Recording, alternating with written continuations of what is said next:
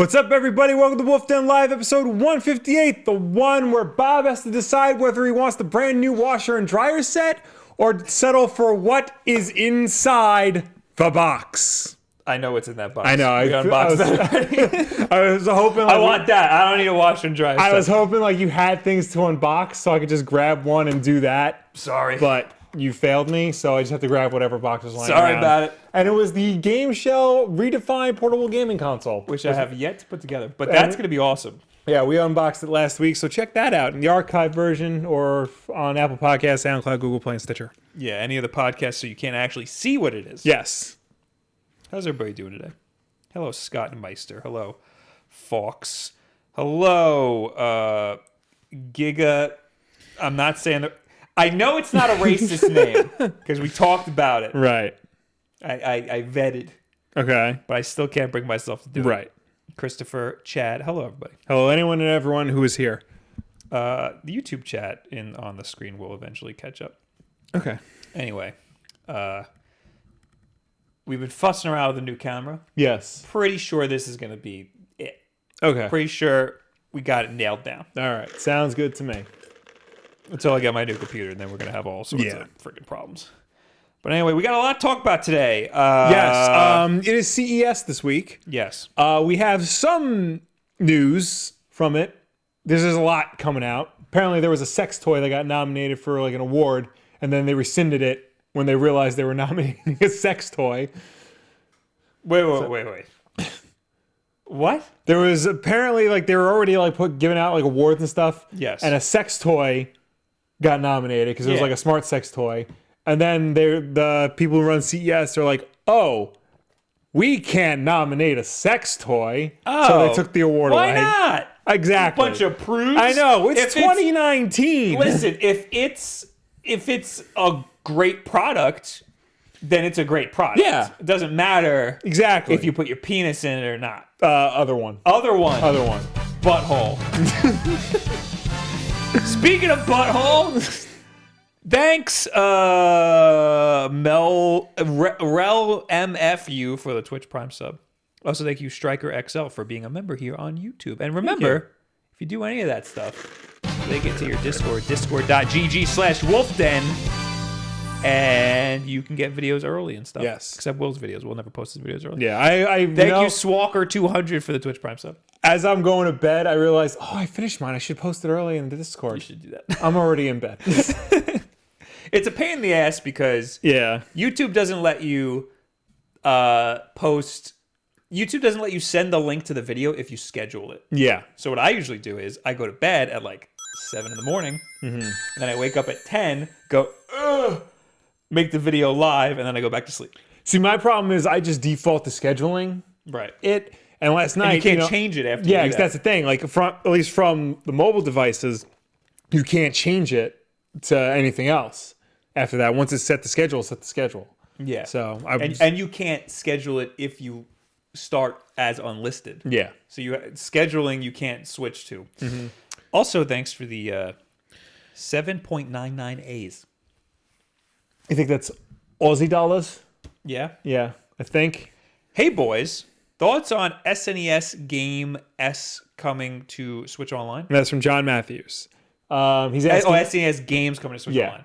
I don't see why not. Yeah, I don't see why not either. They're going to run through their NES catalog first. There's like 900 games in the NES catalog. I think there'll be another tier.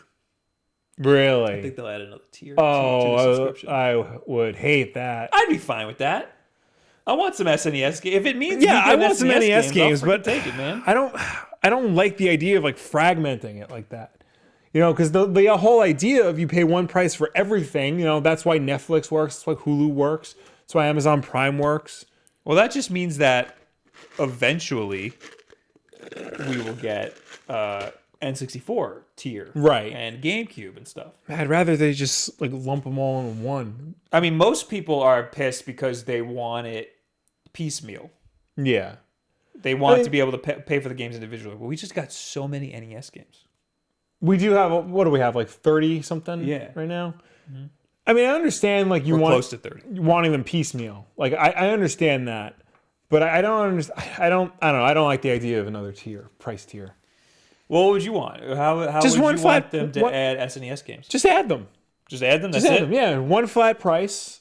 And just start adding games. Because it would be a separate app. It would be a separate app, but I think because you don't, for Netflix, it's $11 a month. You don't pay $11 a month for movies and then another $5 for TV shows. No, but you pay another $5 for DVDs. You do. And you pay another $3 for 4K. True. Well, you are getting a resolution bump, Will. Yeah. Which I might have to do because I have 4K TVs in my house. Damn it. All right, let's talk about how everybody thinks we're getting a Nintendo Direct. Yes. But first, thank you, Mr. Kazad, for being a member here on YouTube. Link that to your Discord account, please. Thank you so much. Everybody thinks we're getting a friggin' whatchamacallit? Nintendo Direct. I believe people thought there was rumored to be tomorrow. Yeah. You know what? Still could surprise us. Yeah. Also, it was rumored to be yesterday. Yes. Which is interesting because yesterday we got a whole bunch of news. Mm-hmm. And they just tweeted it. We also got a $1.99 from Scott Meester. Late fee, definitely need more NES games. Oh, well, we are getting some. Yes. Stay tuned. But yeah, Nintendo just dropped some news on us yesterday. Mm-hmm. Yoshi's Crafted World now has a release date. It's launching on March 29th. Which is pretty soon for a game that we really haven't heard anything about. Well, we knew it was in existence. Yes. We knew it was coming. Yes. But we didn't, they never said when. Yes. And then for them to say it's basically March 29th, that's pretty quickly. It's like, oh, by the way, it's tomorrow. Yeah. Yes, we knew it's been around for a really long time, but all of a sudden they're like, this is the date. It's happening at this time. And it's soon. It's also during PAX. So yes. I don't know if I'll ever play it, Will. Yeah, probably not. Because if something else comes out the week after, I'm not freaking playing this game. But I mean, Epic Yarn was cool. This is pretty much, it's the same thing with Yoshi. So I'm excited about it. Speaking of Epic Yarn. Yes. You guys are giving us a lot of love here. Yeah. And I appreciate it. Do you want to do the super chat? Or do you... Yeah, let's do the super chat. All right, $1.99 from that anime gamer. I'd pay hella dollars for some Game Boy and GameCube games. Yeah, you really should start putting GameCube games on there because there's currently no legal way to play GameCube games. I think GameCube would be piecemeal for sure. Yeah, probably because they're bigger. They'd be their own apps or like their own DX version or something. We also as long as we get Eternal Darkness again. I don't know about that. We also got Renson. Thank you for the Twitch Prime sub. Thank you. All right. So speaking of Kirby's Epic Yarn, for some reason, it's coming to the 3DS in March. Do we know about this already? Yes. Kirby's Extra Epic Yarn. Extra. So this is a Wii game. Yes, an original Wii game. It's coming to the 3DS, which is weird. Also in March. I'm gonna read. Oh wait, was it in this? Was it in the September Nintendo Direct? Yeah. Oh, okay. It's coming March 7th in Japan and March 8th in North America. I must have tuned this out. And Australia will get it March 9th. So basically, they're rolling it out that weekend. In this enhanced version of the acclaimed Kirby's Epic Yarn game that originally launched for the Wii system, Kirby is transported into a world made of cloth and yarn to unravel enemies, unzip secret passageways, and transform into powerful vehicles. Every stage in the original Wii version is stitched in, but this Nintendo 3DS version has some new features like ravel abilities that power up Kirby in fun ways, new mini-games featuring familiar faces King Dedede and Meta Knight, new furniture to personalize and decorate Kirby's pad. They called it a pad. Yep. And a new devilish mode that adds an extra layer of challenge to each stage, which is good because the game is super easy. Yeah, it's definitely a game for kids, for sure. Yeah. So much so that I don't know if you look at the box art that's there for the game, it says plays in 2D only. Oh, this one doesn't have box art unless it's that little corner right there. Yeah, you click it, and like in the very bottom, it says plays only in 2D. in 2D. I've seen other recent games do that. I don't know if like Nintendo is completely getting away from 3D now, which I know they're kind of like leaning away from it. The reason it only plays in 2D is probably because it's a Wii game. That's also what I was thinking, yeah. And it's so much easier. You get a lot more power when you don't have to render the game twice. Yeah. Because in 3D, you're rendering the game 2 times for each eyeball. Yeah. And they probably just did a straight port, and this just makes it a lot easier for them to do that. Also, who gives a crap about 3D? Nobody. I just wanted to point it out because I personally found it interesting. It is interesting. Yes. And you are correct. Yes. Hashtag Will was right. We're still getting a lot of love. They're hugging us. Stop giving us money for a second so we can do the show. Buttons with the dollar says, I Twitch Prime sub, but it didn't pop up, and I live for hearing content creators notice me. Also, better say my name right, Bob. I said Buttons97, did I not? It sounds like you did. Also, yeah, I don't see a Twitch Prime sub for you goddamn liar. We also got $2 from Andy Ackerman. Just want to mention Soldier Boy to pick on you, smiley face. F you. Take your $2 back. I'm not going to play Kirby's Epic Yarn on the freaking I really 3DS. want to. Why? Because I never got a chance to really play the first one. And it always looked like a great game. But I'm not gonna bust out my 3DS for this. If I didn't bust it out for Samus Returns, I'm not busting it out for this. I'm pretty sure Kirby's Epic Yarn had a good multiplayer.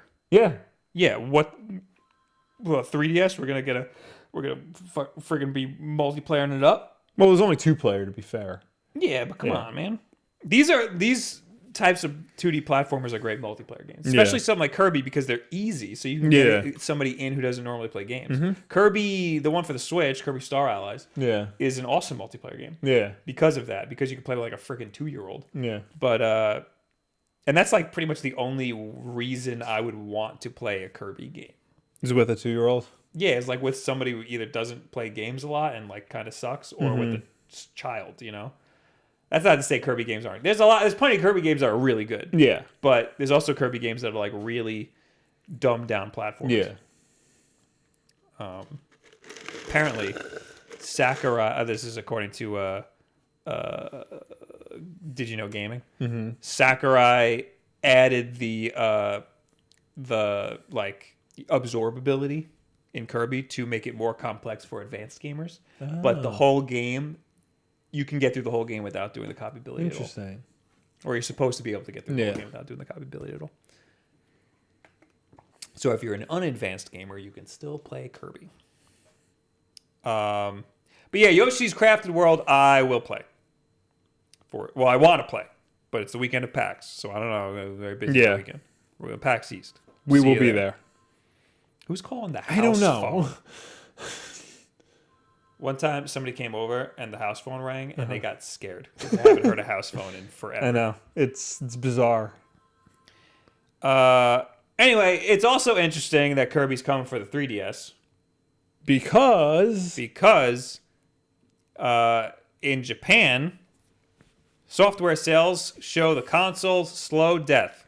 This is according to Nintendo Life. We love the 3DS here at Nintendo Life, not here at the Wulff Den. Yes. We could care less. The handheld system is arguably up with the Nintendo's very best in terms of software library. I'm skipping the first paragraph. Okay. Sales of the system have been relatively slow in its home region of Japan for some time now, with the Switch naturally becoming the main focus of Nintendo's efforts and the go-to system for most players. Perhaps the best indicator of the console's demise is in its software sales, though, with major releases now struggling to make any real dent in the charts. Recent figures from Famitsu show that Mario and Luigi Bowser's Inside Story plus Bowser Jr.'s Journey. You're right there. Stroke, which launched in the region just after Christmas, only managed to shift 9,178 copies. That's awful. Yeah. In its opening week. For the sake of comparison, the last entry in its series, 2015's Mario and Luigi Paper Jam, sold 49,266 units in the same period. And even that higher figure was considered to be an underwhelming launch at the time. Likewise, Luigi's Mansion has only sold 82,577 copies. That's a lot. Yeah. In just over 2 months on sale in the region, despite the series' fame and any potential type for any potential hype for the upcoming Luigi's Mansion 3. That's true. On its launch day, reports suggested that the game only sold through 20% of its initial shipments. Sales tracker Dengeki had predictions set rather higher at 45%. Did you care about Luigi's Mansion? I like the first game a lot. Not enough to play. Dark Moon or the remake. Yeah. No, but Luigi's Mansion 3 is coming for the Switch, so I might just pick that up. That's true. We got Dark Moon before we got this remake, right? Yeah. That was dumb. Yeah. You should have flipped that definitely around. done that the other way. Yeah. That's why nobody cares about this. Yeah. Because they already got Dark Moon on 3DS. Why would they get the remake of the old game? That makes sense. But yeah, of course the 3DS is dying because we got the Switch. Why would we have our 3? Why are we taking around our 3DS? I mean, I understood in the beginning, like when the Switch first came out, because there was still a lot more 3DSs. But yeah, the Switch has been out for over a year. It's already selling like hotcakes. So it's time to like wean people off the 3DS. Yeah. The fact that they're putting out big games still, like Luigi's Mansion and Mario Luigi, and now Kirby, that doesn't make a whole lot of sense. It's weird. Nintendo likes to pretend like they have like different branches in their console offerings, Yeah. And they do this when they release new consoles too. They're all like, "Oh no, we're still going to support this old stuff," but like, no, you're not. Yeah. Like it's not going to Like, so they're supporting it to a point, but at some point you got to realize enough. Yeah, it's not happening. Put the 3DS games on the Switch. There's no reason not to. Yeah, most of them could probably do that without like having a dual screen. Yeah. Well, you just you got enough pixels in there. They'll be really tiny. It would be. We got $5 from Mike Leone. We sure did.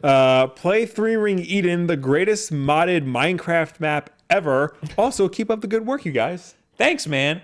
I haven't played Minecraft since the mobile version on my Samsung Galaxy S2.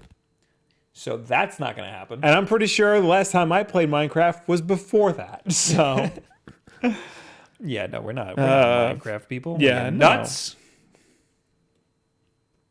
Nice try, though. Nice try. No, it was a good try. I just saw somebody in the chat mention Paper Mario. You know what really grinds my gears, Will? What? When people say, I can't believe that we haven't gotten a new Super Mario RPG. You've gotten Paper Mario, you got Mario Luigi. I mean, but they want Super Mario RPG, the Square Enix one. Too bad. Too bad. It's the same game. You don't have Gino. You're missing Gino. I think there are some substantial differences between them. But overall, yes, they are the same basic game. Substantial differences, but it's the same freaking game. All right, let's plow through some more stuff here. What do we got now? We got all the new Switch Online NES games. And by all, it's just 2. It's just 2. Yeah, which is weird because normally we've been getting 3 every month. But this month, January the 16th, so next week's Wulff Den Live, we will get Blaster Master and Zelda 2: The Adventure of Link. Yes. Zelda 2, the inferior NES Zelda. Correct. It's the side scroller. Yeah. And Blaster Master, they remade. Yes. For the DS. I'm sorry, for the Switch. Yeah. That's a pretty good remake. Blaster Master, it's panic or perish as you blast through an endless maze of tunnels seeking secret passages for an escape. Destroy the plutonium boss and his mutant cronies before these warlords destroy the Earth. Load up your arsenal and get ready for the final encounter. Doesn't look as exciting as it sounds. No, but that said, Blaster Master is a good game. I put it on the screen. Okay. It's cool because like you're in the tank and you're just rolling around on the tank, but then you can get out of the tank, walk around on foot. Yes. And they got boss battles like that, like you see on screen. See, in the remake, there's like an overworld and an underworld. Yeah. When you're in the tank, you're in like the overworld. And when you get out, you're like in the underworld. Or the other way around. It's something like that. But it's still very good. And then you have Zelda 2: The Adventure of Link. Overworld map, and then you got this weird side-scrolling part of it. Nobody really likes that game. No. I want to play Blaster Master because I've never done it. Yeah. I'll play it for like 4 seconds and then say, this is hard because NES games are hard. Yes. No, it'll definitely be hard. And then maybe I'll like try out Zelda 2, but I don't know. Yeah. Zelda 1 is like an impossible. Zelda 1, forget it. It is a very difficult game. According to this article, users of online NES service in Japan will also receive a third game known as Joy Mech Fight. Why don't I get that? Because you're not Japanese. Wait. Oh, no, I have to subscribe. Damn it. Yeah. I was going to say, because I could just download it, but I can't. Yeah. I want to see what Joy Mech Fight is all about. I know. It sounds awesome. I think it's on the screen. It's going to be on the screen. Oh, here it is. Oh, that thing sucks. That pink thing, it's an assist trophy in Smash Brothers. Oh. And when you're fighting the Rayman spirit, he's there and he's a damn pain in the ass. That's what that's from. Oh, that wasn't even mech. Oh no, that was it. Okay. Yeah. So that's the only different game that Japan's getting. Yeah. That sucks. I want that. Yeah. I want the weird Japanese stuff. I don't think that came to the U.S. So, give me the Japanese one. I think there definitely it's like a clear line in the sand. NES and Famicom. Yeah. Because like even on the Wii Virtual Console, they would throw in some Famicom games here and there, but they charge you an extra $1, and they'd like have to translate the title. They're not. There's no other different games so far, right? For the Japanese. I'll have to look, NES but I don't think so. Oh, while you do that, I'm gonna read. It keeps refreshing every time I go to this. Hernanderson, thank you for the Twitch sub. Gizmo, thank you for the Twitch sub. And Static Podcast, thank you for the Twitch sub. Thank you guys Yes. for subscribing over on Twitch and making sure you're linking that to your Discord account.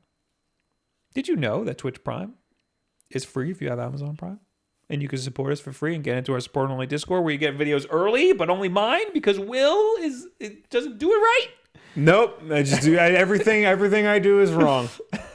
Everything. It's like, why am I even here? Why? Yeah, why do you show up? Joy Mech Fight is the only Japanese only game. There you go. So if there becomes a couple more, I might just subscribe. Yeah. Yeah, to the Japanese one because I have a Japanese account. It's just not. It's just not. I don't subscribe to Switch Online. So interesting.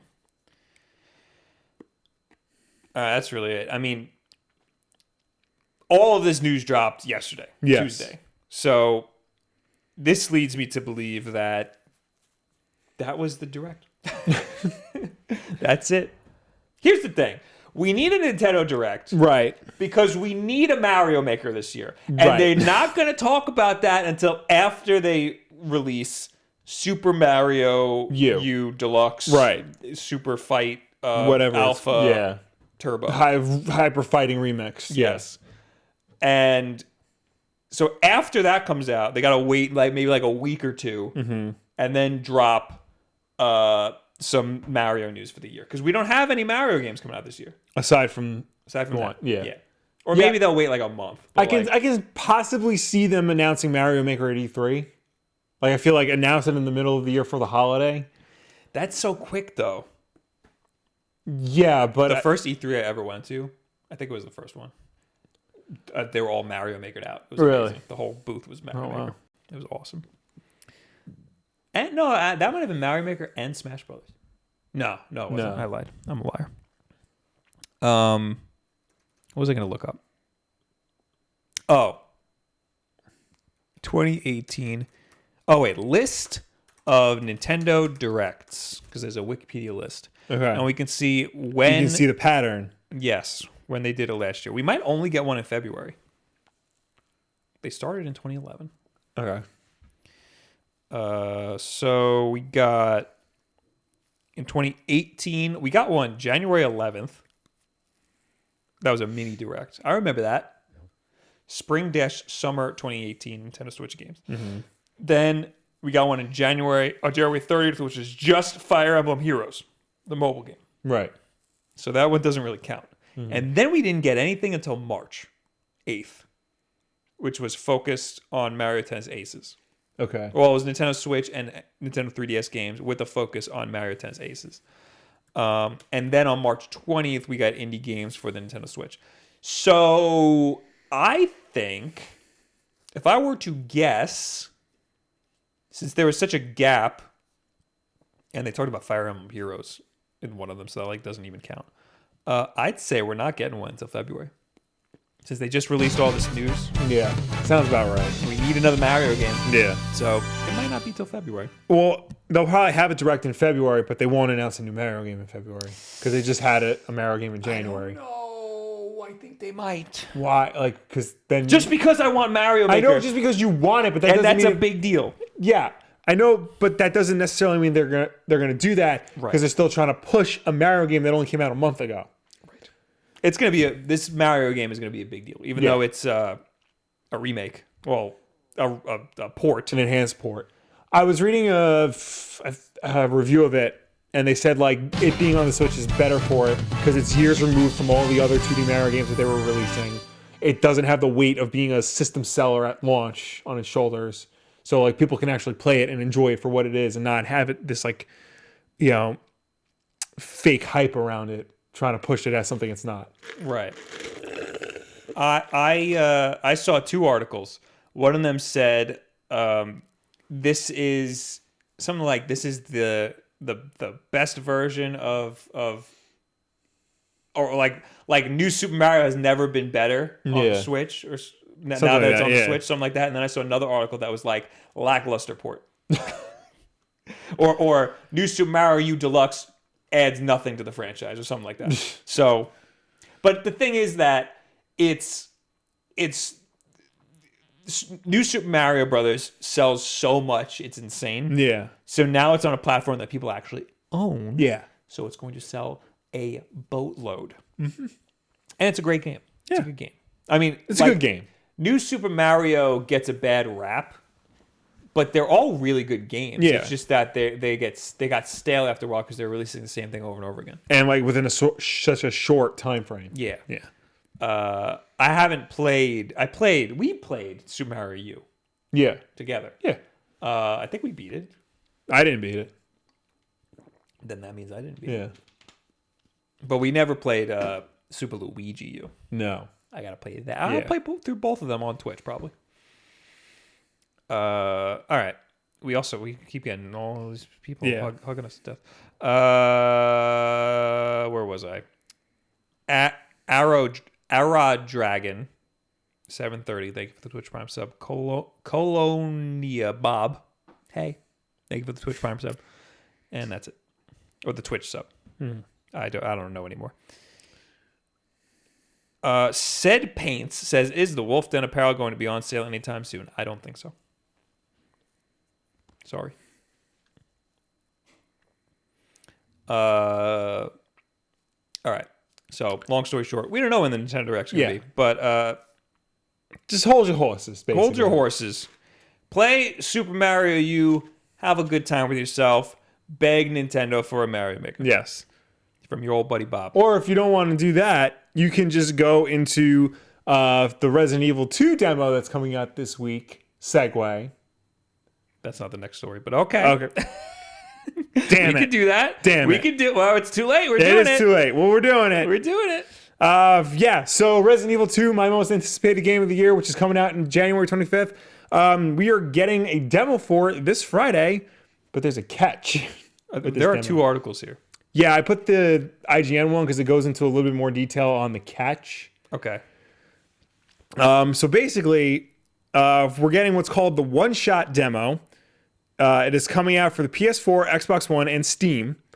Announced by Capcom, the one-shot demo will give players one chance and 30 minutes to try out the remake of the 1998 horror classic. The demo is only available for download from January 11th to January 31st and will be similar to the demos that were shown at events such as E3. Good. So I can finally play the damn E3 demo. Players will be put in the shoes of rookie cop Leon Kennedy as he explores the terror that has overtaken Raccoon City Police Department. While the demo will only last 30 minutes, players will be able to continue if they die. However, once time is up, so will be the demo. So by one shot, 30 minutes, that means you only have One that shot. one 30-minute play session better not. to beat it. You better not miss your chance to blow. Yeah. This opportunity only Comes once in a lifetime. When you complete the demo, a brand new trailer exclusive to the demo will play. And that apparently that trailer, even if the 30-second window passes, you can still access the trailer. Okay, well that's good. There's gonna be people plowing through this demo to try to get as much as possible out of it. There's gonna be a cap. There's no way. There's no way it's like a large chunk of the game. No. It's got People are gonna plow through this demo in like 10 minutes. Yeah. I mean, I'm gonna savor every minute of it because I've been waiting for this for so long. You're gonna play it multiple times. Oh no, I only can play it once. You're gonna make a lot of accounts. I'm gonna make a lot of accounts. I'm gonna have to make an account for my wife and just play that. Every single person in the family is gonna have a PlayStation account. Yep. So this is exciting. This is the one PlayStation game that I'm looking forward to so far this year. Yeah. I don't know what else. There's nothing else. Not really. But we talked about all the games coming out this year. I don't remember. There are a lot, but I don't remember. Oh, there's that Shadows Die Twice game. Yeah. There's Kingdom Hearts 3, Bob. Did you know Kingdom Hearts 3 is coming out? Kingdom Hearts 3. Yes. Kingdom Hearts 3. Yes, I did. That's coming out like right when this comes out. Not the demo, the actual game. I was talking to somebody at work about this, and he said, I've been waiting like 13 years for Kingdom Hearts 3, man. And I'm like, I know. I've been waiting for them to remake Resident Evil 2 in the style of Resident Evil 4, which I think was also 13 years. That's true. Yeah. For Kingdom Hearts, I've been waiting 13 and a half recoded remix. Yeah. Hypertension in my neck ears. All right, guys. Okay. All Okay, right. now. Come on now. I got to change that alert sound. Noom Bean, thank you for the sub. And Anthony Corvini, thank you for the Twitch Prime sub. Okay. Next news. Do you know what that is, Will? Do you know? Do you know what that is? I should, but I don't. You're so old. I am. You're such an old person. I'm a dinosaur. Anyway, we're going to talk about gaming analysts predict the Nintendo Switch Pro and Lite versions. I was going to make this the title of the stream, but I'm so sick of this. This happens. People say this stuff all the time. They really do. They say it so much. I'm beginning to think it's not real. It's just the obvious guess. Yeah. You know? So apparently gaming analysts think that there's going to be a Pro, which is, I don't think that at all. But there's also going to be a Lite version. So let's see. I haven't even read this. So let's see what it is that makes them think that that's going to happen. Let's also see if the first paragraph is relevant at all to anything that we want to talk about, or if it's just fluff. In March, the Nintendo Switch will have been on the market for 2 whole years, with advancements in technology being as fast as they are, and with demand for bigger and better gaming experiences growing at a similar rate. Seeing console revisions midway through a system life has become almost guaranteed in recent years. So what do you think? Is that relevant or not? Kind of, but here's the thing. Yes. Demand for bigger and better gaming experiences growing at a similar rate, seeing console revisions midway through the system's life has become almost a guarantee. I don't know anybody who agrees with that. No. Because there's the PS4 Pro and the Xbox One X, those are not the systems that are flying off the shelves. The regular models are. Are they referring... Yeah, they are referring to that. Because they're saying advancements in technology. Yeah. Because we always get a mid-console revision. Right, but it's usually just a slim model. Yes. Not a full hardware update. Yes. In terms of, there's not really a demand for it right now because more often than not, the best-selling console of the generation is the most underpowered one. Oh? Think about it. The original PlayStation outsold the N64. It's the cheapest one, and that just is synonymous with the lowest power. Right. So, yeah, you're correct. You are correct. I agree. Hashtag Wolf right. Yeah. I mean, they're just saying it's become a guarantee in recent years. But that's only for like the last 2 years. I don't think they're trying to. It's like I don't know if they're trying to say that it's going to be. I don't know if they're trying to say that it's because of the Pro and the Xbox One X, right? You know, like the 4K revisions, Yeah. like because Nintendo doesn't need to do that. But let's read the rest of the article because they are saying there's going to be a Pro version, so there's more stuff to be mad at them about. Of course, it's impossible to know for sure whether or not Nintendo is planning to release a revised version of the Switch in the near future. We certainly expect to see something in the next year or two, but that would be pure speculation on our part. We're not alone in these predictions, though, as gaming analysts appear to be thinking the same thing, albeit with much bolder claims. Pause. What credentials do you need to be a gaming analyst? Am I a gaming analyst? Are you a gaming analyst? The thing is, like, for the most part, the only like gaming analysts I like. predicted the Nintendo Switch. You by the did, way. yes. Everybody, there's articles written about me. I have them all framed on my fridge. So, like, the gaming on my analysts fridge. they're referring to are typically like, stock market guys. Like they don't know anything. They follow. They know nothing. They follow trends and like data analysis and things like that, and the way like the stock market rises and flows, and when products are released typically, and how it does doing that. So based on that, they'll say things like, "Oh, X game will sell Y amount of copies for Z amount of dollars," or company A will release product B around season C. The stock market analysts are the ones who are typically wrong. Correct. Yeah. The tech analysts I can understand. Their sole job is to give shareholders an idea of what to expect. Yes. That's what they do. If you've ever like read the translation of the Nintendo shareholders meeting, it's like where did these people come from? What cave did these people crawl out from under? Because they know nothing. Yeah. Speaking to GameIndustry.biz, never trusted .biz. Well, yeah, no, but I know this website. Dr. Sirkin Toto, CEO of Canton Games, that is not how you pronounce that, and Michael Pachter, analyst. What now? Michael Pachter. Analyst at Webbush Securities. Yes. Some names they got here. Have shared what they think Nintendo will do in 2019. Toto expects to see, quote, Pro and, quote, Lite models of the system, or at least a price cut. That's not the same. Those are two vastly different things. Yeah. And also not in the title of your article. While Pachter expects to see a revision which does away with the switching nature of the console altogether. So pretty much he's predicting a console that doesn't do what the name of the console says it will do. True. But continue.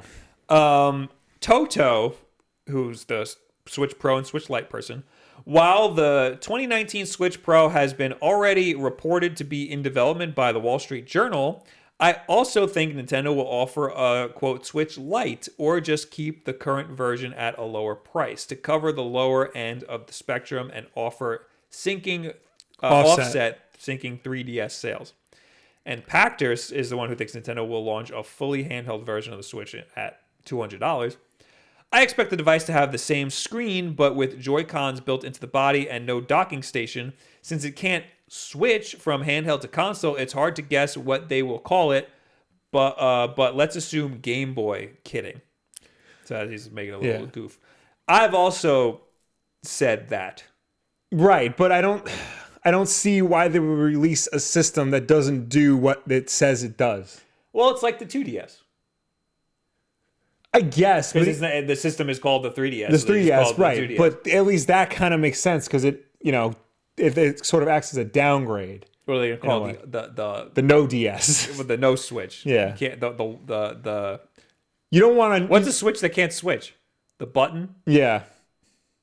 But even still. People already know what the Switch is and what the whole gimmick of the Switch is. You remove the gimmick and then what's the point?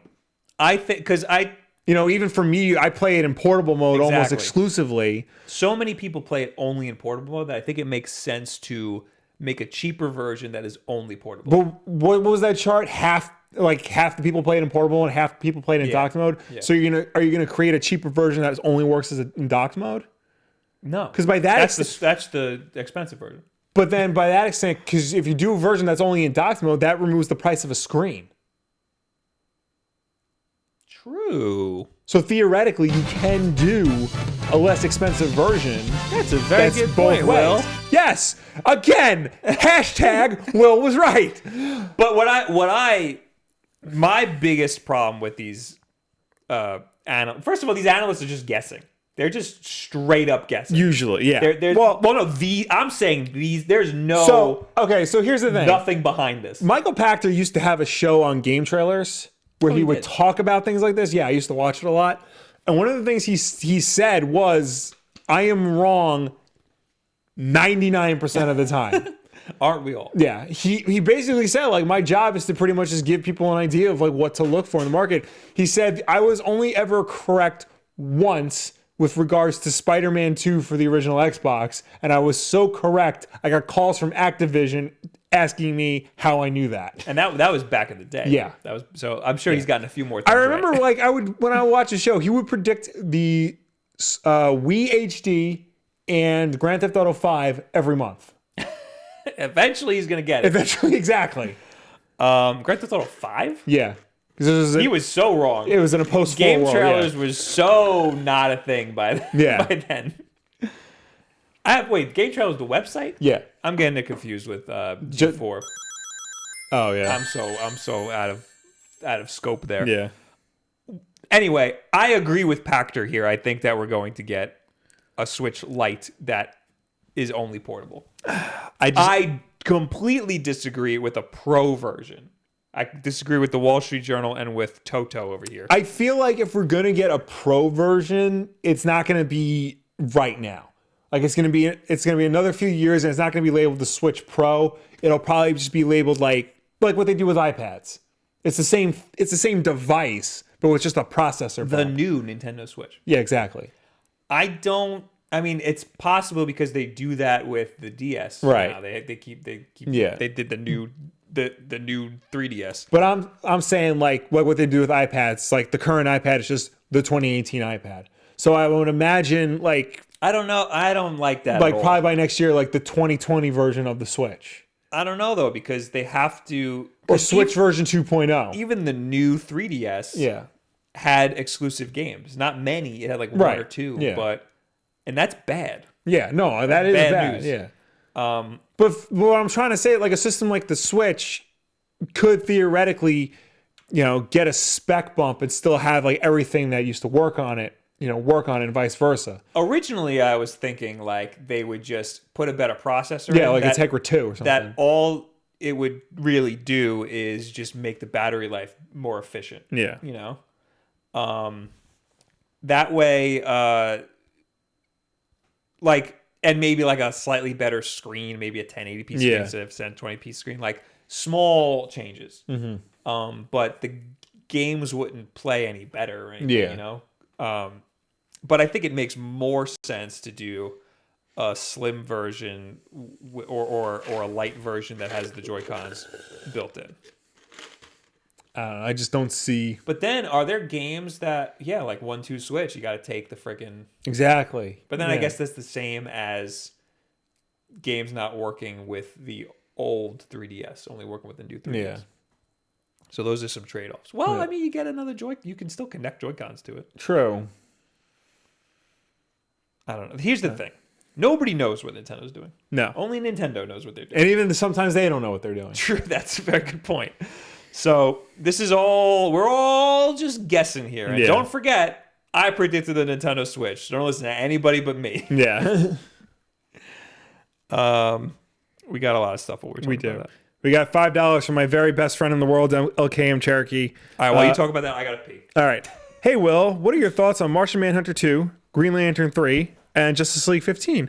All right, I'm going to be honest with you, Cherokee. Since we moved the show to 8, I've had less time to get prepared and read the comics before the show, so that's going to be really hard, especially today because I don't care about any of those because Young Justice is finally back in comic book form by Brian Michael Bendis and Patrick Gleason, and I really want to read that. So when I go home, I'm going to read that first, and everything else will just have to wait if I ever get back to them. I don't think I read Martian Manhunter 1. Green Lantern is good. I like what Grant Morrison is doing, so just keep reading that. And if you like Justice League, just keep reading Justice League. You don't need my opinion on it. But yeah, who cares about any of those? Just read Young Justice. I guess I'll wait for P and Boy to come back before I answer the next super chat. Yeah, we got we got an important one. We got 5 British pounds from Mr. Kazad. # Will was right in all caps. I like all the support for me being right in the chat. Thank you. I appreciate it. It gets lonely on this red seat sometimes. They can definitely hear the flushing. Yeah. I wonder if they could hear the peeing. And we got 5 Ruples from Batmable. Hello, Batmable. It makes Ruples? From Batmable? R. I know. I'm assuming it's Ruples. I think it is. Yeah. It makes no sense to have a version that doesn't work on a dock at all. They would just make a version with no Joy-Cons and no dock included. There's no reason why a Lite version that has the Joy-Cons built in can't have some sort of output to a TV. Yeah, because like an HDMI port.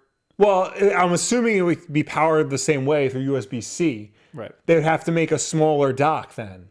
And there's no reason not to do the freaking chipset inside the dock. Yeah. So make a freaking small or a dock that the Lite version can go into. Yeah. But then you would need to buy Joy-Con, and you know what? You're only selling this thing for $200, according to this analyst. Yeah. Then you're gonna freaking make more money on the Joy-Cons because the Joy-Con, if you get 2 of them, it's $80. Yeah. It's a lot of money, and people are going to do that. Yeah. People already do that. Did I say thank you to Noombean for the Twitch sub? I think I did. Yes. No, I didn't. Who else? Switch Mod 3. Thank you for the Twitch sub. And Wampus Washington. Thank you for the Twitch sub. The Twitch Prime sub. Yes. I appreciate all of you. We got like a lot of Twitch Prime subs. And I appreciate all that. Yeah. Thank you. Because we need some Twitch love over there. Make sure you click that follow button too, because I go live all the time and not enough people watch me. Plenty of people watch me. Mm-hmm. But look at all the people here. Yeah. All you people should be watching me play video games. Next news. It's all the CES stuff. CES is happening right now. CES! Nobody calls it that. It.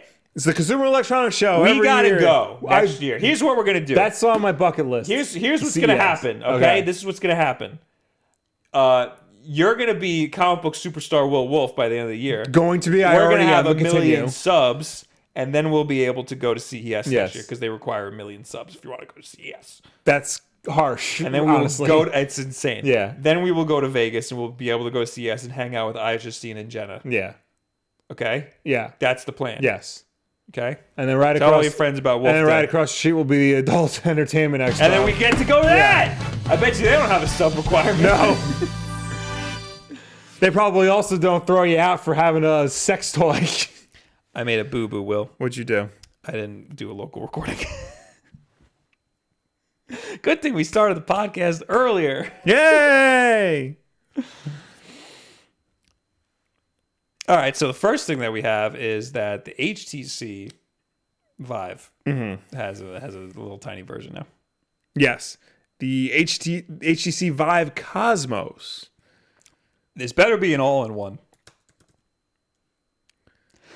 Standalone VR headset designed for ease of use. After it unveiled a new business class virtual reality headset, HTC also revealed first details on its new consumer model called the HTC Vive Cosmos The standalone device was announced at the Consumer Electronics Show in Las Vegas, Nevada, and appears to be HTC's answer to the Oculus Quest standalone headset. Oh, Oculus has one too? Yes. When did they release theirs? I don't know. I'm loading the Okay. website.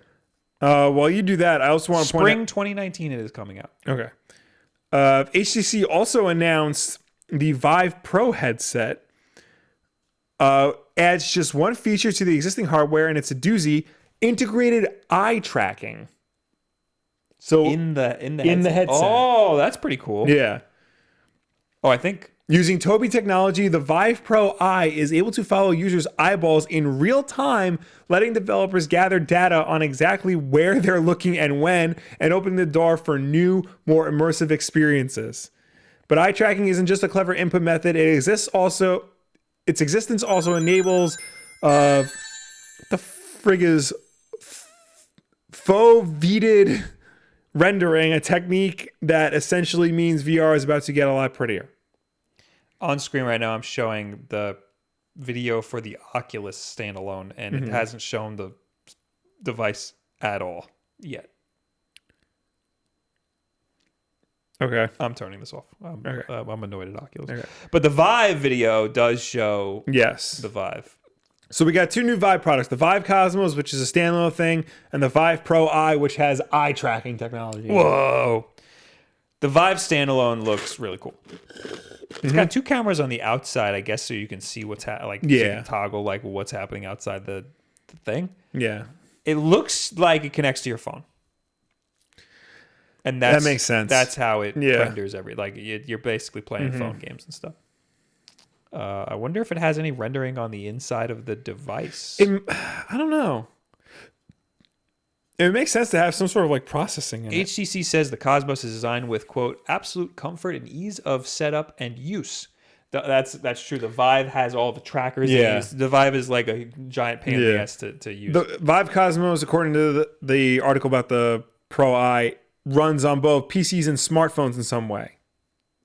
So it's going to do both. So it wirelessly connects to PC? Yeah. Tools and environments that make up Vive reality systems aim to make spatial computing accessible to everyone wherever they... Okay. All right. What type of technology is in this stupid thing? The Cosmos has potential. It's a hybrid device, one that can work with either your PC or your mobile phone. Better still, it uses so-called inside-out tracking technology. That means consumers won't need to mount and calibrate external sensors in their homes to make it work. Yay! The fit and... Oh, that's, I guess, what the cameras are for, then. Yeah. The fit and finish of the thing, which includes the hat-style headband and a flip-up visor, are just the icing on the cake. Okay, so that's it. That's really cool. Neither device has a release date. That's the biggest problem with VR right now, is that it's not easy to... It's not consumer level. It's not easy for people to just buy and set up and just use. It needs to be as simple as possible. Yeah. And getting just the headset and putting the headset on, now I'm able to play. They got to do that. It has to be like that. Mm-hmm. And this looks like it still needs to connect to either your phone or your computer, which is much better. But I still don't think it's going to be the revolution that everybody thought it was. No, it's still missing a lot. It's still missing a killer app. It's still missing, like you said, ease of use. Yeah. Things like that. So. Connect to the phone is a good step. Yeah. Also, it needs to connect to the phone and show your messages and stuff on the screen. Yeah. That's a big problem with streaming, is that you need to be able to see the chat, because you can't look at another monitor. Also, if you get like a text message or something, you got to take the headset, you got to pause the game, take your headset off, and put your phone out, So. We got $2 from Giga. That's it. Yeah, and then we also got $5 from Code Prince. Thank you, Giga. Yes. What is that? Atrium Valve. Veil. Veil. Let's not say that too many times, because then we're going to summon Cthulhu. Okay. What is this? It's a music video. What are you playing? I just Googled what he freaking said. I don't know what that means. All right. Well, thanks for your $5. Yes. Though, for whatever nonsense you just said. Oh, we got more money. I don't know. Nothing came up on my thing. Oh, thank you, that Dixie Rasta for the Twitch sub. Thank you. Appreciate you. All right. More CES news. Yes. PS4 lifetime sales. That's a CES thing. Yeah. Sony announced at CES that they have sold 91.6 million PlayStation consoles worldwide as of December 31st last year. Whoa. That's a lot of consoles. That's a lot. That makes it one of the top, like one of the consoles fourth or of all fifth time? best-selling console, if you include handhelds. Damn. Yeah. If you include handhelds. Even if you don't include handhelds, it's like up there. Let me Wow. just make sure. Hold on. Well, I'll just read the article. The quote is, we are continuing to look at engagement as our key metric for success and are no longer reporting on total oh, that's from Microsoft. Microsoft is no longer reporting on total console sales. Yeah, because they're getting their ass handed to them. Yeah, that's not good. During Microsoft's FY18 Q3 earnings, we announced that gaming revenue grew 18% year over year, driven by Xbox software and services revenue growth of 24%, and Xbox Live monthly active users grew 1% year over year to 59 million. We continue to see strong growth with time spent on Xbox Live and look forward to bringing more unprecedented experiences on Xbox One, Windows 10, PC, and mobile. I don't think Microsoft cares about consoles sold. At this point, I don't think the next console is going to be a console. they're focusing more on experiences and user Yes, interaction. that's why they're not reporting on. So consoles. the best-selling consoles. So the PS4, 91.6 million. The original Wii, 101 million. Holy crap! The original PlayStation, 102. Game Boy Color, they lumped that as 118. The DS, 154. And the PS2, north of 155. They put Game Boy and Game Boy Color in the same thing. Yeah, according to this list. Wow, I don't think Game Boy Color. Nintendo only provided a combined sales total before Game Boy Color's release in late 1988. Previous models sold 64.42 million units combined worldwide. Interesting. Yeah. So what number is PS4? If you're just including home consoles, it's the fourth best-selling home console. Jeez. And it will surpass the Wii at this point and the PS1. Damn. Yeah. PS2 is a tough one. Yeah. To surpass. Everybody had a PS2. Even people who didn't play video games had a PS2. I'm a little disappointed in the Switch right now. I was expecting it to be Wii levels at this point. At this point? Yeah. I mean, it's still selling very well. It's selling very well. I don't know if it's selling faster than the Wii did, though. Like, I don't know what the Wii was at this point. Was it at the same? I don't know. I don't know. Wii, what, 100 million for the Wii? Lifetime? 101. 101. Like, Yeah. we got to get there with the freaking Switch. Well, I mean, that was between 2006 and 2012. Right. So, Right. I'm saying, are we on the same track with the Switch as we were with the Wii? I think it was a little quicker with the Wii. I mean, when the Switch launched, it was the fastest selling Nintendo console, period. Yeah. But it slowed down. well, this year. also too, like there was the scarcity with the Wii, manufactured or otherwise. Yes. There isn't that with the Switch. Yeah. Well, in the beginning there was. In the beginning there was, But they fixed it pretty Yeah. quick. But that should be good then. yeah. That should be better. Everybody was like, "Oh man, I can't believe Nintendo's doing this manufacturer scarcity stuff with the Switch," and then they weren't, and then they stopped, and nobody cared. Nobody was writing articles about how great they were filling shelves. Andre in the chat says, "I still have a PS2." So do we. Yeah, I want to get another one for my house. Hook it up to my TV in the living room. Oh, we got $2 from Code Price. It means goodbye forever in Latin. Okay, bye. Okay, bye. Okay, bye. Next news from CES 2019. A Zapper that works on modern TVs. That's a big deal. That is a very big deal. The NES Zapper Lite gun peripheral is an unfortunate victim of the relentless march of technology. Basically, you can't use an NES Zapper on a modern television because it only works due to the technologies in CRT tube TVs.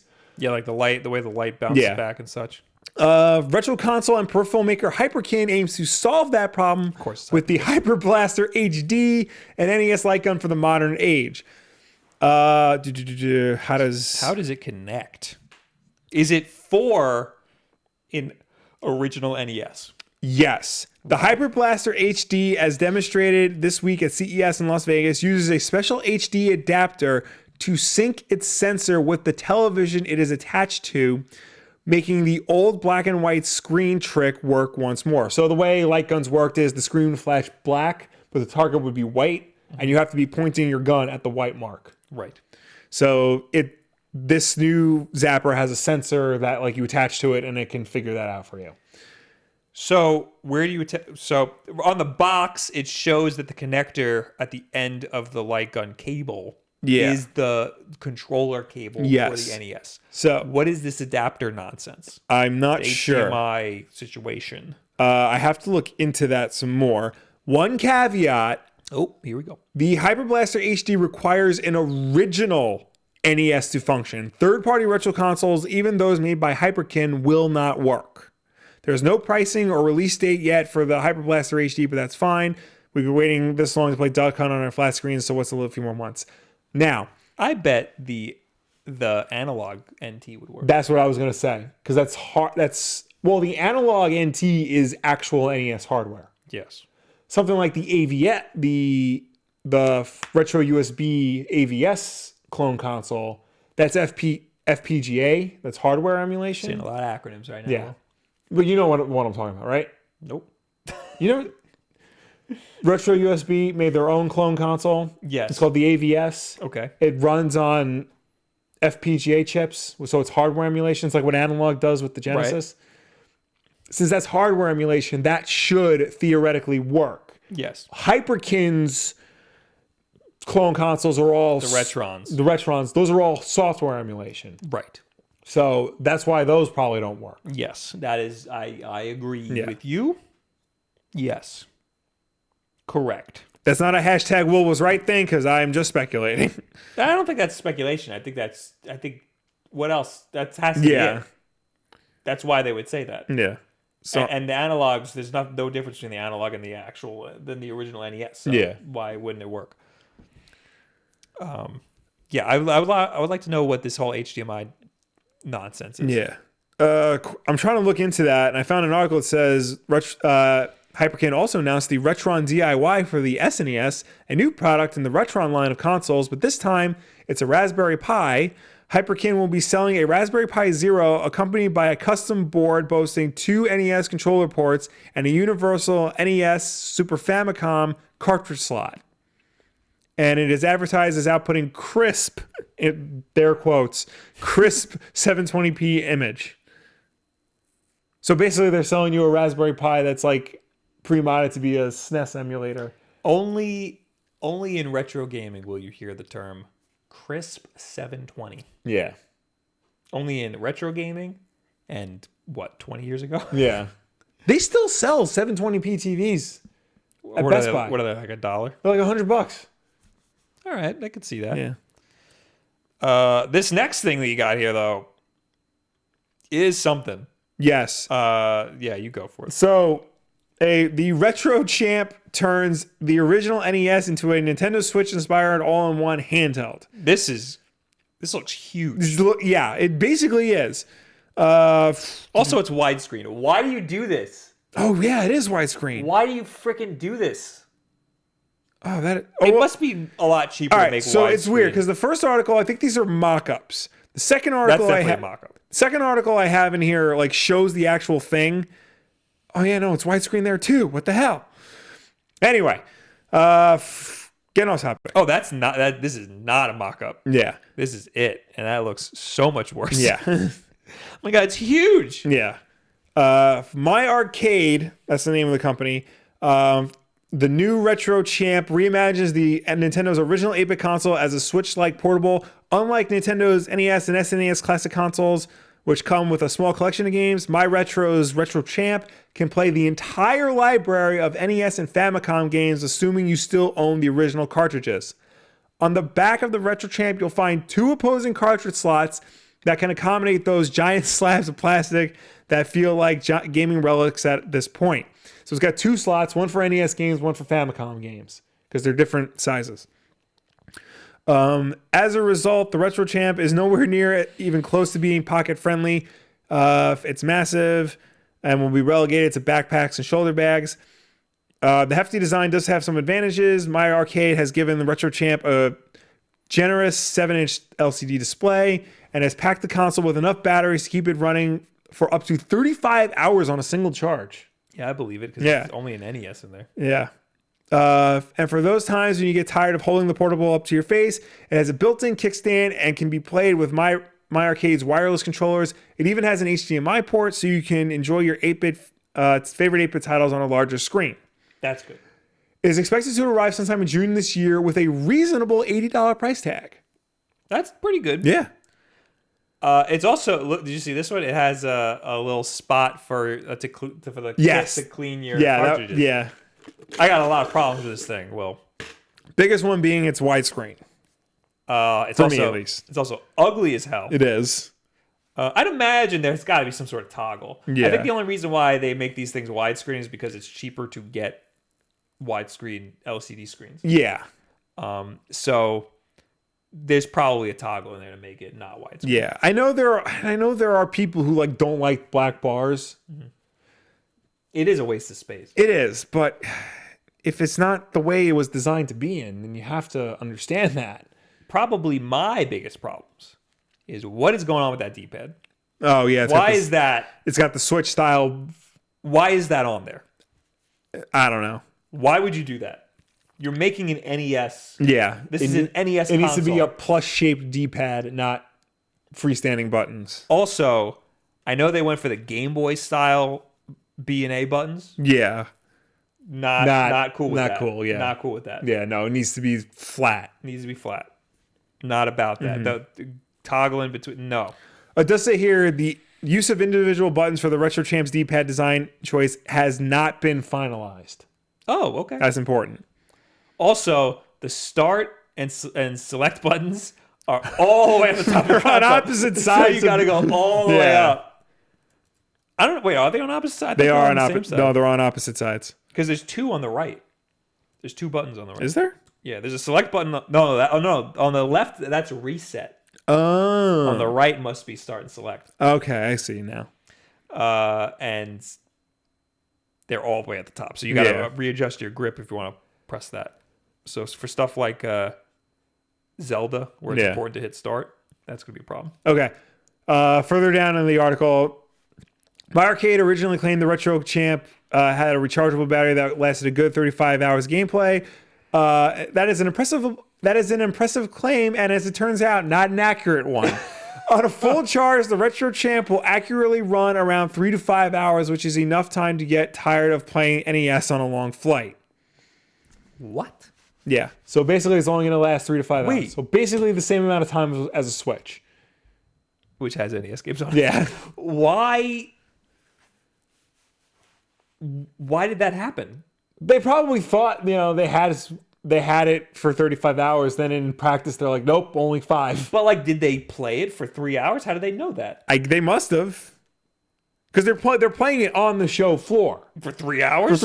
Yeah. No. They probably have it on for 3 hours. Yeah, but who is this? Gizmodo. Gizmodo's there playing freaking NES games for 3 Not hours. for 3 hours CS? straight. But I would imagine, the people at the booth are playing the game and they're like, oh, Oh, yeah. and they're just saying, Yeah. turns out it's Turns only 3 out, hours. yeah. Then why would they say 35? Because they probably were shooting for 35 and then realized that's impossible. I'm not a fan of Retro Champ right now. Yeah.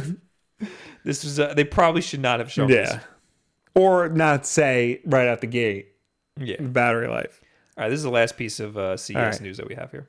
This is the Xbox keyboard, Yes. which I'm going to reserve my judgment until after we read it. Razer Razer's Turret for Xbox One brings the keyboard to the couch. I have to show it on screen here. With mouse and keyboard support coming to Xbox One last November, the walls between PC and consoles are coming down. So take that, Master Race. Nearly any modern wired or wireless mouse should work with an Xbox One.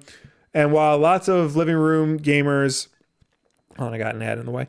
Lots of living room gamers may be ready to jump into the fray with the added precision of a mouse. Most keyboard and mouse setups are not made to be easily used from the couch. Razer is hoping its new keyboard and mouse combo will help bridge that gap. The Turret for Xbox One pairs to the console with a single USB dongle and, as the name would suggest, is designed to work with the Xbox One. The slightly clunky name is to differentiate it from its previous Turret laptop. I have to get off of Engadget because there's videos and all this nonsense. But Yeah. it looks like the mouse pad slides out. Yes. So normally you need like a tray Yeah. for your keyboard and mouse couch setup. Yeah. But for this, it's just the built in there, keyboard. yeah. The mouse pad slides out from the right-hand side. Yeah. Hopefully they have a lefty version. And that's how you use the mouse. Mm-hmm. And apparently it connects via a dongle. And it's freaking $200? Yes. Or is it $250? $250. Pre-order start now at $250. $250 for a keyboard and mouse. For For a $250 console. Yeah. The keyboard charges via USB-C port, but the mouse is stuck with a micro USB charger. So I got there's a couple things I got going on here. Mm-hmm. First of all, why are you using keyboard and mouse on the couch? You're like 10 feet away from the freaking for the screen. It's already an Xbox. Just use the freaking controller. Well, okay, It's because not comfortable using a keyboard and mouse, even with this whole $250 situation. according to this article, the setup is more comfortable than I expected. And the keyboard and mouse feel natural to use from a sofa, whether perched on the edge or leaning back. I don't care. Screw this guy. I know that like lap-based keyboard and mouse setups like are a thing because like using a PC as a television is like a fairly popular thing to do. Like home theater PCs and stuff. Yeah. Or like people use it as like their work PCs from a TV. Mm-hmm. But yeah, no, I agree. It's cumbersome and whatnot. Yeah, like it's much nicer to have a keyboard and mouse set up at a desk. Yeah. That's what it's for. Mm-hmm. And you're turning a home console into a computer. Yeah. I also really don't like having the option to use a keyboard and mouse on a console. Fortnite does a really good job. Yeah. Because if you plug keyboard and mouse into your console, they will pair you with PC players. Mm-hmm. That's really smart. Yeah. Not every game has the foresight to do that, though. Yeah. And that's a problem. Because obviously the keyboard and mouse players have the advantage. Right. Because the mouse is a lot quicker. So this is like dangerous territory over here. Yeah. But this is also more, like a month or two ago, Xbox enabled the ability to do it on like all games or something. November, yeah. And so this is just a testament to Microsoft not really caring if you play on an Xbox or on a PC. They're like merging. I mean, I think they understand it's a very niche market. That's why like it's $250. True. But, yeah, that's a lot. I mean, keyboards can get expensive. They can. Mice can get expensive. They sure can. But this is a peripheral for your freaking computer. I mean, for your Xbox. Yeah. For $250. That's insane. Well, how much is the Elite controller? $150? Yeah, that's a lot too. But the Xbox Elite controller doesn't have full RGB chroma lighting that can react to a number of games. Oh, tell me more. Okay, gave us $5. If there was a GameCube classic, what would be your top 2 or 3 games of choice? Super Mario Sunshine, Super Smash Bros. Melee, Rogue Leader. Metroid Prime. Rogue Leader? Yeah, Rogue Leader. Yeah. Metroid Prime. Resident Evil 4. Eternal Darkness. Sanity's Requiem. There you go. Done. Yeah. Dunzo. We have a few more news things to go through. Yes. These are comic book things. Yes. Comic book movie things. We got a new Captain Marvel trailer. So the problem with the old Captain Marvel trailer was that it was like very lackluster. Yeah. It was like, I don't really care about these characters and everything. Yeah. What do you think about this one? I like it a lot more because Captain Marvel actually talks and does things in it. True. I was going to play it, but I'm not going to play it. Yeah, don't play it. We're going to get in trouble. Yeah. Which I don't understand why they didn't do that before. You know, it was such a simple thing. This should have been the first trailer that they showed us. Yeah. Because we don't know this character. You know, there's a lot riding on her shoulders, pretty much. This is definitely a better trailer. Yes. I still feel kind of the same about it. I still feel kind of like I mean, I'm very interested in the movie. I'm definitely going to see the movie because it's a Marvel movie. But I'm still like, you know, like I'm still have zero attachment to anything. I'm more excited for it than I was, but I still have my reservations about it for all the same reasons. Right. But, you know, it's just, it's baffling to me that they just waited this long to release a trailer with their main character having any substantial dialogue in it. Mm-hmm. You know? I mean, it's not like, you know, Avengers where, like, you know, at this point, they can release a trailer and not have Steve Rogers say anything, you know, because we're used to him from all the other movies. Yeah, and that would get me pumped. Yeah. Well, that's because I have an attachment to Steve Rogers. Yeah. I guess. So. I guess that's a lot of where this comes from is that I just don't know anything about the character and I don't have an attachment. Even, like, I've read, like, the comics it's based on, but, like, even that, like, there's no attachment for this particular version of Carol Danvers. True. And, like, I don't know. Like, I don't know. I don't know anything about the character. So I don't know where she's from, what's happening. Yeah. I mean, she's like an alien. She's not an alien. She's like, I think in this version, she's half human, half Kree. Okay. So I don't know. Yeah. But I'm definitely going to see. It's definitely going to be good. I hope so. At the very least. Yeah. Good.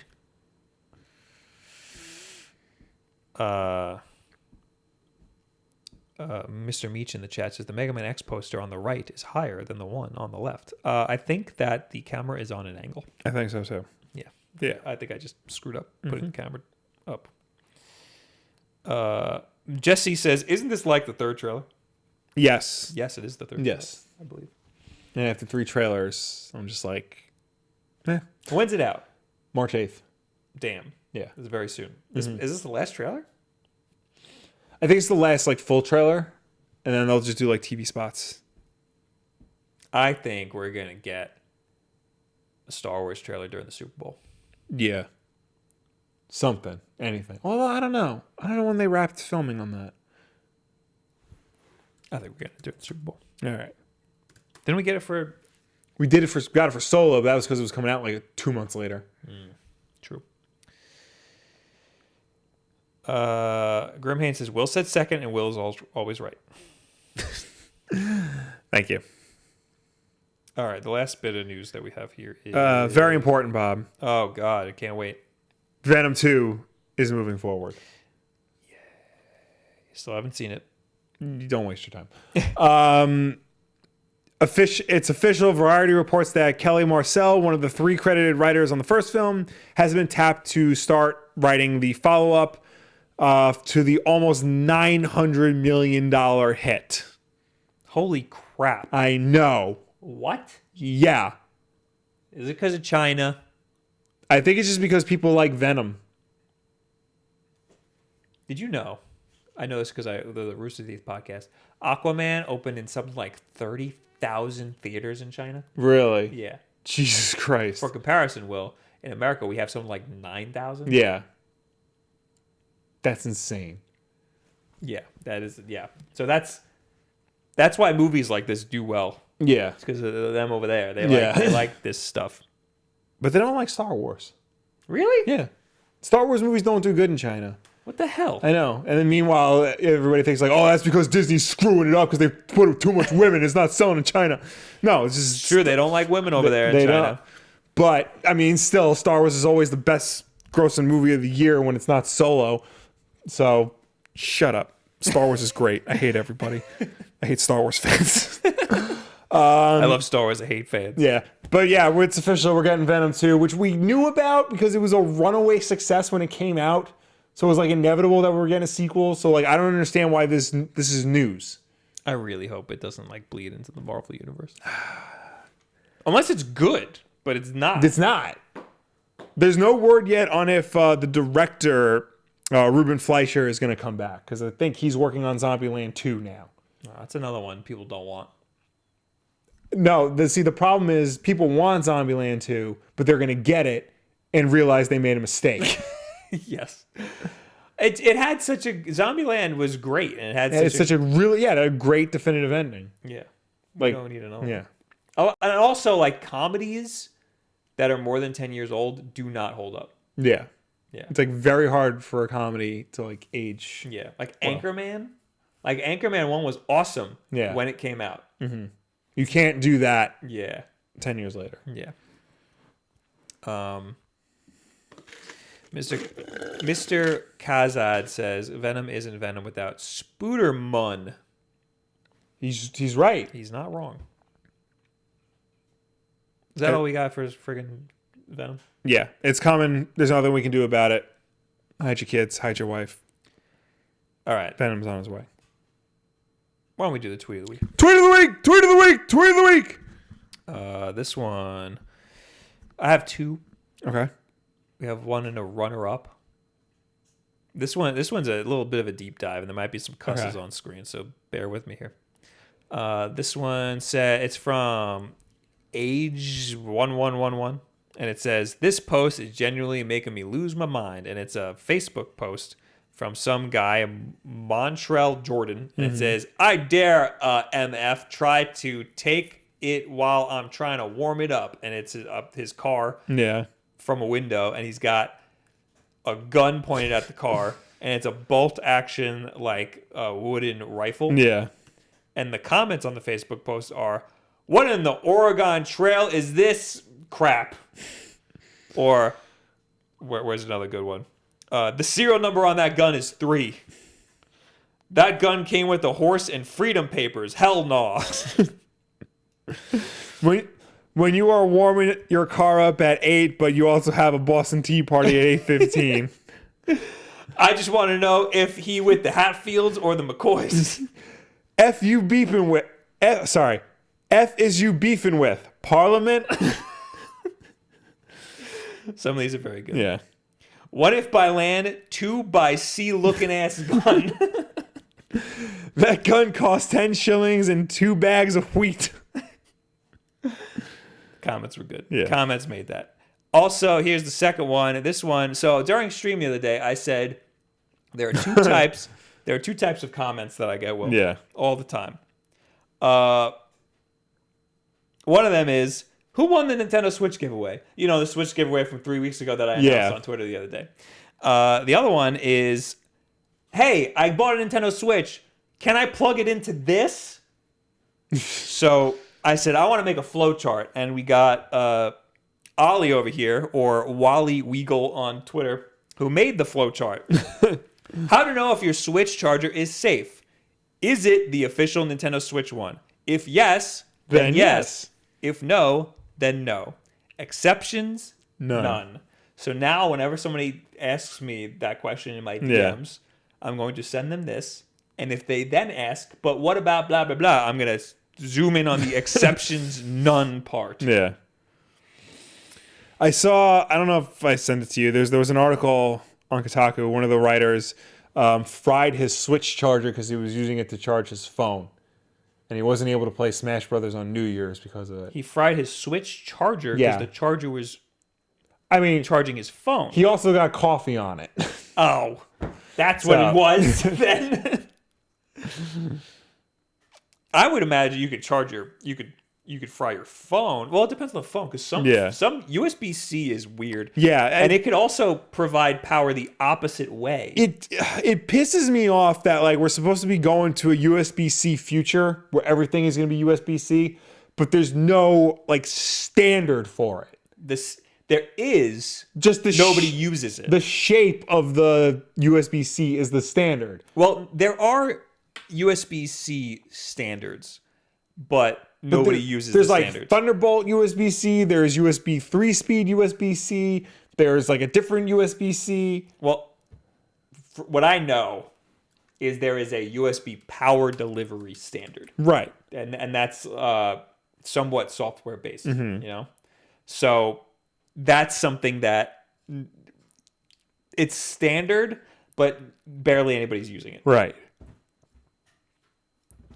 Mr. Meach says, Bob, you forgot about the third type of comment. Did you know Mario 2 was... All right, now we'll get into questions and comments. Yes. As always, you can reach us on Twitter using the hashtag WolfDenLive.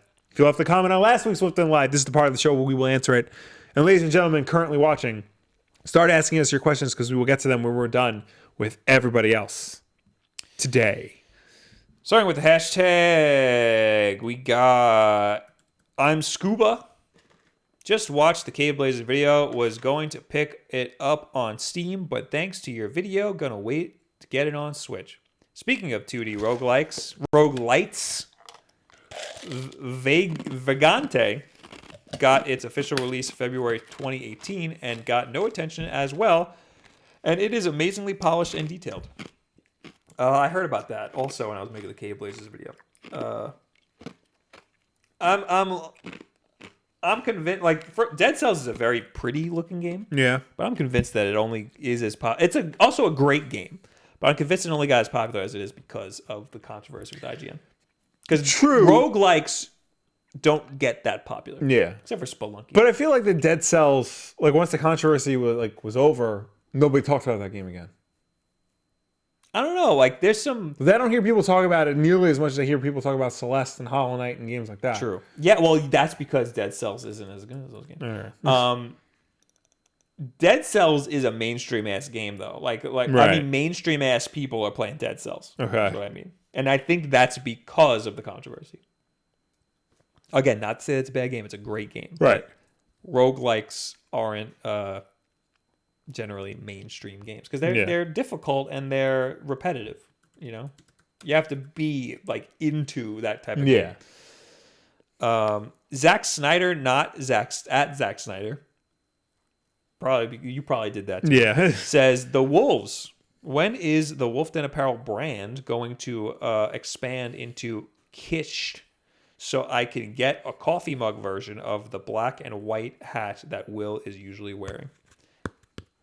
That's a good question. That is a good question. I wonder if we could do like a campaign for stuff like that. Because like I don't want to Kickstarter or something, or no, like a pre-order thing, okay. So we can gauge how many people actually want them. Because I don't want to sit here with like 100 mugs. Yeah, you know, I don't want to like order 100 mugs and only sell like 2 of them. So maybe we'll have to think about it. We have talked about like expanding to like knickknacks and things like that. Yeah, nothing's gonna happen until spring. Yeah. Also, we gotta sell out of the stuff we have. We have a lot of Yeah. stuff still, like this beautiful shirt. Mm-hmm. And that hat. Simone Stig, what have you seen anything from CES that looks interesting? Yes, we talked about it. There's a lot of cool stuff. Yes.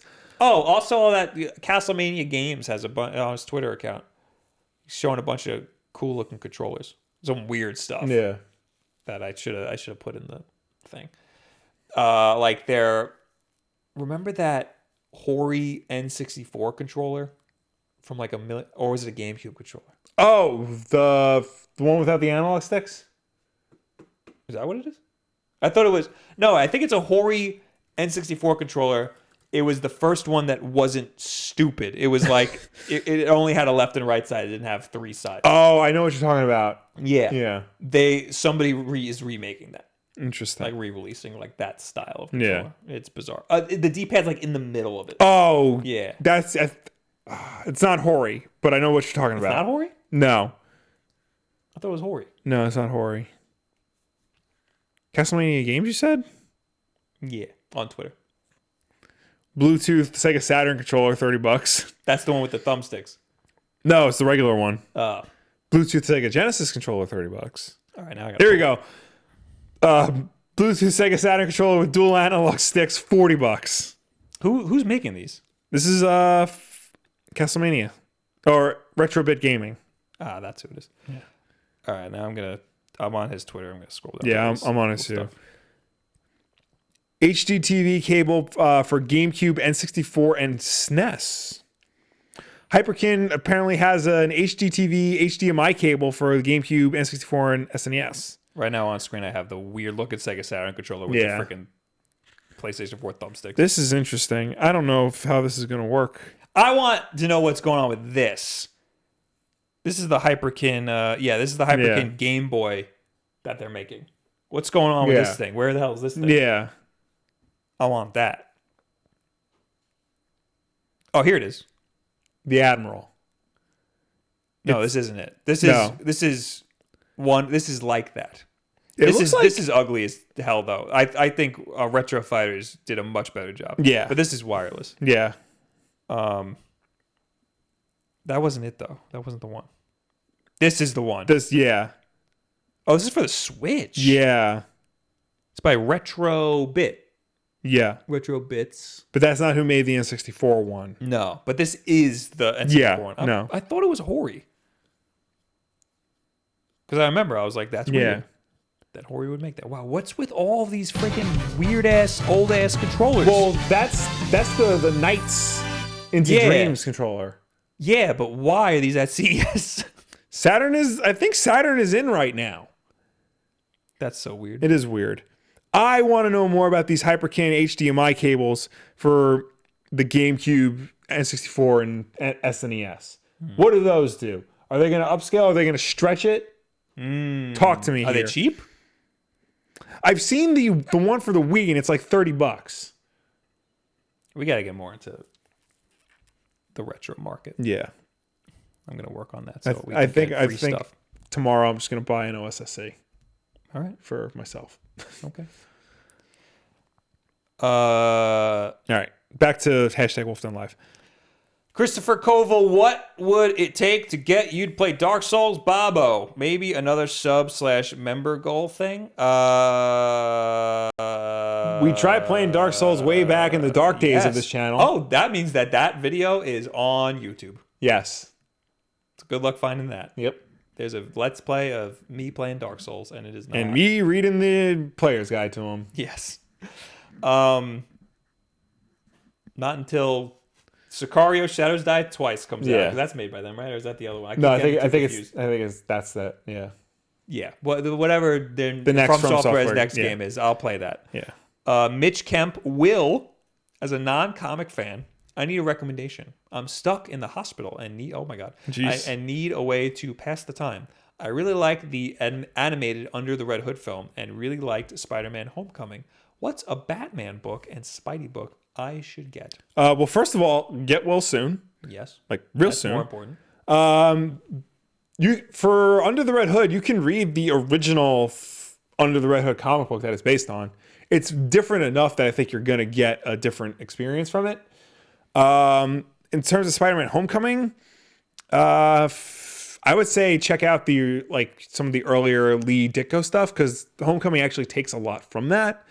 Also check out the first few Ultimate Spider-Man by Bendis and Bagley because that's a very good modern teenage Peter Parker. Or start with Miles Morales. Yes, or that.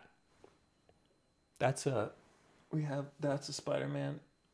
That's from when, spoiler alert, Ultimate Spider-Man, Ultimate Peter Parker dies. Yeah, that's the issue where he dies. Yeah. That's right there. That's page something or other. Yeah. 20. I think it says 20. I don't know. All right, where are we? Matt says, "Hey Bob, did you know that Super Mario Bros. is actually a Japanese game named Metroid the Other M?" And he also says hashtag Will was right. Gahalt says hashtag Will was right. The icons are similar. Eric Henley, likelihood of Mario Maker 3DS port on the Switch? Ha ha ha ha ha! Banned. Mintman, Nintendo could make both a portable only and docked only Switch console, two different consoles, and put enough new features into each to justify it, such as bigger battery in the portable one and things like better cooling and 4K media output on the dock one. They're not doing 4K. They're not doing 4K anytime soon. Better battery life, I can see. A 1080p screen, maybe. But yeah. Yeah. I don't want this because then I have to buy two consoles. Yeah. but nobody else will.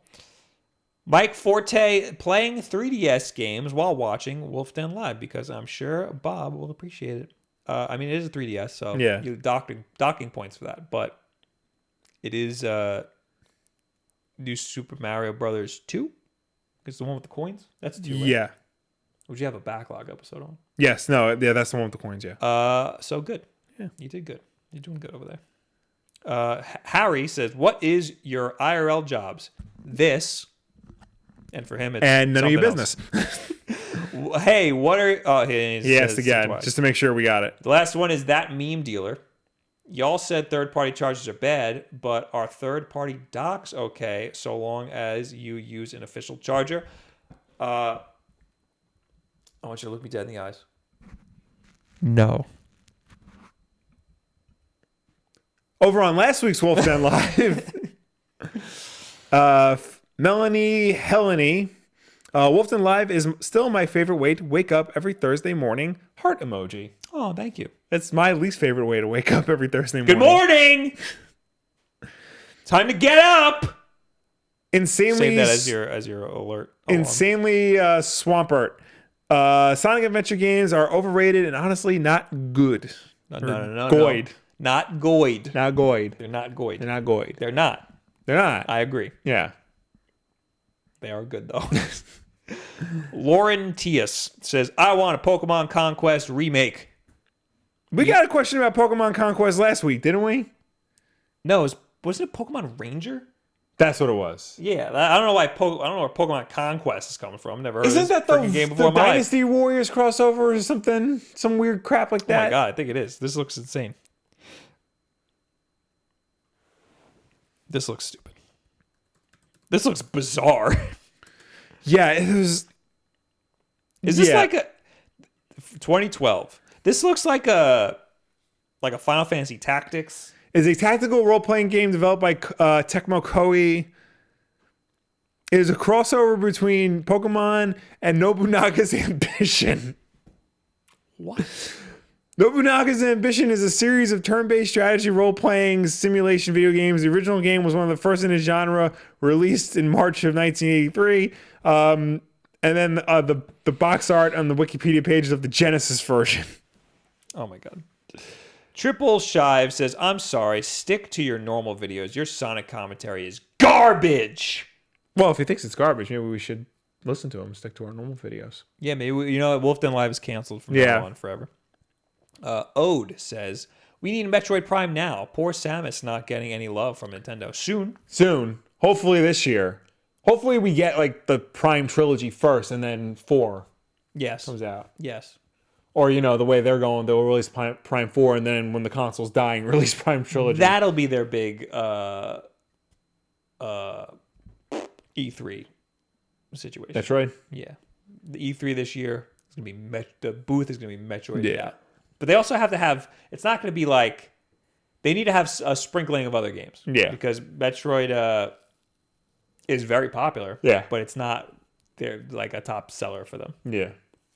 This one will sell well. But anyway, David Chidester, they already made HD ports of Sonic Adventure 2. They would have to improve the glitchy gameplay, but I don't know if I trust them to do that. Yeah, that's why I was trying to say remake. Yeah. Was I saying remaster? Might have been. Yeah, well, because the 360, the PS3, and like whatever on Steam, those aren't even remasters. Those are just ports. Those are like high-res ports. Like they weren't like remastered like the way other games get remastered. Right. True. So. And yeah, it looks bizarre in high resolution. Yeah. Tom Rogers says, rather than a remake of Sonic Adventure 1 or 2, I'd much prefer Sega/Sonic Team just do a true sequel. Sonic Adventure 3, baby. Baby! A return to the physics-based speed platforming of the adventure games without all the glitches and omitting the bad play styles. I don't know about the whole omitting the glitches. Yeah. I only really need Sonic, Tails, and Knuckles as playable characters, and of course, an all-new soundtrack by Crush 40 and T. Lopes from Mania. That would be interesting. Yeah. I greatly enjoy the Boost games, except Forces. but going back to the spin dash and true physics in more expansive stages would be way past cooler. I like this guy. Yeah. I don't know about Tails. Yeah. Knuckles, all right. Tails, as long as he's not in his friggin' little Mech suit. yeah, the tornado. Knuckles, if they do the stupid scavenger hunt levels, they got to completely overhaul those. Yes. Make the maps smaller, have a better radar system. Do those, and then we'll talk. Yeah. I think Sonic Team could. The Mania people Yeah. could do it. Well, the Mania people do 2D games. Well, they need to be consulted. Yeah. I agree with everything you're saying. Another problem is that Sonic Heroes is basically everything that you just said. Yeah. That's the biggest. That's the scariest part. Yeah. Is that Sonic Heroes is Sonic Adventure without all of the other nonsense. Yeah. It's just the Sonic levels, but it's still not good for some reason. So I need to play that figure. It's very difficult to pinpoint exactly why or exactly where Sonic games went wrong. Oh, you can pinpoint it. Shadow the Hedgehog. Yeah, it's true. This is like, Apparently that game's an hour long. yeah. I remember I played it at my friend's house. Like I beat it like instantly. I gotta play it. I gotta play it one day. It's horrendous. Blue Boy Sign says Blue Boy 5'9"? honestly, I think it's sad what happened to Sonic after Sonic Adventure 2. It is. I agree. Yes. But then it's Sonic Mania. Yes. And then Sonic Forces. But it's Sonic Generations. And Sonic Lost World. Yes. I want to play Lost World. Lost Worlds is... It's okay. Now we are in the chat. Yes. And we had a $2 super chat from Dark Type Music. Will, I absolutely love your shirt. Heart emoji. Thank Speaking you. of Sonic Adventure 2. This was a limited edition shirt we did. Yes. Over on TeePublic. Yes. It's a Sonic Adventure 2 logo, but it says Wulff Den. I'm very upset Bob never drew us as Sonic and Shadow, like the way it is on the box art around this. Could you imagine? But like humans. Humans, like in those poses. Like super weird Yeah. looking. Jazz2600, thank you for the Twitch sub. And KMori09, thank you for the Twitch Prime sub. Appreciate yous. Where was I? Mike Gem. Hello, Wulff Brothers. How about Gotcha Force on the Switch? Remember that game? No. Yes. I know the name, but I Yeah. don't remember the game at all. Well, you look that up. I am looking that up. Ryan C, thank you for the Twitch Prime sub. Appreciate you. Oh, I remember Gotcha Force. Yeah, I remember Gotcha Force. This game looks awesome. It's a giant old ass mech game for the GameCube. I'm about it. I'll be down. Was this released in America? Yeah. What's this Digimon nonsense going on inside Gotcha Force? All right, I can't look at this for too long. Red Dead Revolver Ocelot. Do you think Michael Jackson's Moonwalker will ever come to the Switch? No, there's a lot of problems. with that Yeah. game. First of all, licensing. Second Yeah. of all, you're Michael Jackson. You rescue kids. Yeah. There's a lot wrong with that The game. game has not aged well at all. Sarah says, "What about Sonic Colors?" Will. Sonic Colors is very good. I like Sonic Colors. I think it's all right. Now, I got into a little tiff with RGT on Twitter Okay. yesterday because he said, "This is the best Sonic song ever. Don't at me with any of your other garbage." And it was the song from Sonic Colors. That's a good song. It's nowhere near the best song. Yeah, I agree. Yeah. He said something like, "It's the top of the pop punk mountain," and I'm like, Cash is not a pop punk band. Yeah. They're a bunch of DJs. But then I listened to the song. It is definitely a pop punk song. Right. It is 100% a pop punk song. Just a Hair with $5. Not streaming on Twitch right now, by the way. I don't know if you usually do for the show, though. Love you guys. I listen to the show at work. Also, Doki Doki, no room for joke. Thank you. We don't stream this show on Twitch because if you're a Twitch partner, you're not allowed to stream on multiple platforms at the same time. That's weak. Yeah. It's a weak sauce. Stay off Twitch. But I wouldn't want to anyway because then we have two chats. Yeah. Man, there's no way I can handle that. We're on we're on everything. Yeah. Twitch is reserved for the gameplay streams. One day the Sunday streams will move there, but right now they're doing.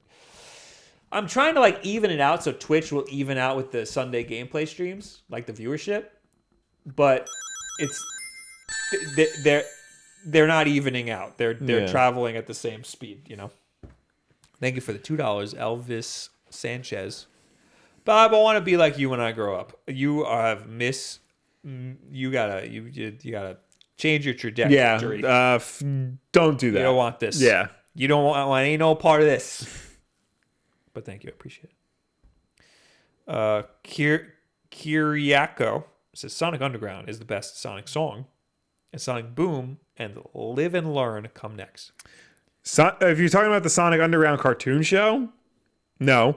Sonic Boom from Sonic CD is a great song. Yes. And of course, Live and Learn is an undisputed masterpiece. Live and Learn is the best song. Yeah. Period. There's a lot of good songs on the Sonic 3 soundtrack. Yeah. Though. Also Sonic Mania. The Hyper Potions song for Sonic Mania might be a top 3. Yeah. That is a bop. All 3 songs that Hyper Potion that were used in the trailers for Sonic Mania are like excellent. I believe though you can use those songs on YouTube if you attribute them. If you say like this song by Hyper Potion. Ooh, I'm gonna start using those. Any Hyper Potion song. Yeah. Their whole catalog of songs, not just the Sonic Mania songs.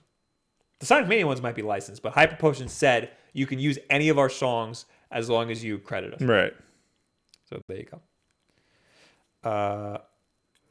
Sarah says one day we could play Nintendo games on the PS4. I don't know about that. Oh, that was the whole thing. Nintendo said one of the Nintendo presidents said. Oh yeah, something about like you can access your profile from like other consoles or something. Well, he said one day we don't know if we're gonna keep making consoles. Basically, is what he said. But he's just leaving himself open. They're freaking Nintendo. They've been around for over 100 years. They adapt. They change. Who knows? Dan Seibert of that Seibert channel. Escape from the City. Only song needed. He might be right. It's very hard to choose between Live and Learn and Escape from the City. Yeah. However, I've given it a lot of thought, and I got to give it to Live and Learn. I might have to go with Escape from the City. I hate because that sick bass line in the beginning. Trevor with $5. I recently injured my right hand. What mostly left hand switch games do you recommend or even think of? Are there? I'm sorry that I'm laughing at your misfortune. Pokemon Go. Which Joy-Con do you use? Oh, right. Well, you can use either one, but you use your throwing hand, so you use the right one. Yeah. But you can use the left. You could Pokemon Let's Go is a one-handed game. Yeah. So you can do that with your left hand. There you go. So that's actually a good call. I don't know any other games that you only like use the left stick to like, walk around. No, you need the right hand to at least hit one button. Yeah. In Sonic Mania, you move around with the left stick, but then you still need to hit one button on the other side. If you can take off the second Joy-Con and detach it completely, maybe you can use the left and then hit the fat of your thumb to press the jump button. What if you can't remap buttons in Sonic Mania? I was gonna say remap the jump to the bumper. What does the bumper do? Does it do anything? Yeah, I don't know if it does anything. Because in Sonic, every button jumps. Yeah. You got some homework to do. Yeah. Cybert says Will gets it. Yeah, because Dan Will was right. Screw Dan. Hey, Dan. Shut up, Dan. Who else is in here? Matt Rodder. Do y'all think Mario Kart is a waste? I personally think that Nintendo should just stick to console and stay away from apps. Is there a Mario Kart app? A Mario Kart Tour, I think it is. We have no idea what that is. Okay. That will be in a upcoming Nintendo Direct, I assume. They did a Fire Emblem Direct last January. Fire Emblem Heroes. Maybe we'll get a Mario Kart Tour Direct in January. That's possible. Mm-hmm. I don't think it's a waste. I think it's whatever it is, probably going to be cool and can make them a lot of money. Yeah. Because everybody loves Mario Kart. Everybody's girlfriend loves Mario Kart. And that's how you know. That is very popular. Somebody in the chat here, Drew Beanie, says, Bob, did you guys try the Magic NS? That is the Mayflash adapter. Yeah, didn't you try that? I've included it in a video before. It is awesome. Yeah. It's a little dongle that allows you to play, to use other controllers with your Switch, like an Xbox One controller or a PS4 controller. It's really cool. I still think it's better to have a Pro controller. Yeah. But for only like $25 or so, I think it's awesome. Beagle and Platypus, Bob, did you get the improved 8-bit Do controller with thighs? That's not out yet, is it? I don't Better think not so. be out. I'll be pissed if it's out. I saw somebody on Twitter showed me they 3D printed the thighs for it. Yeah.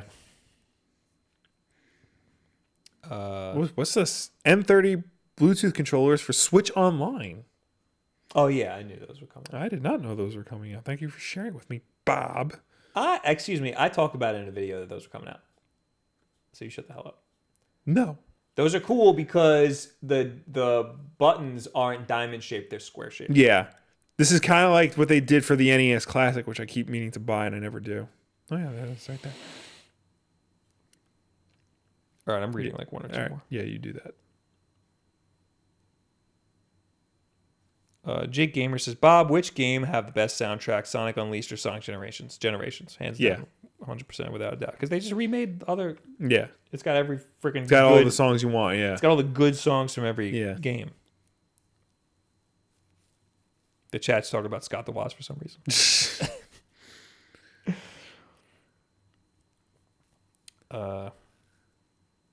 Drew Beanie says, sweet, I ordered one. Gonna use my Wii U Pro controller for now.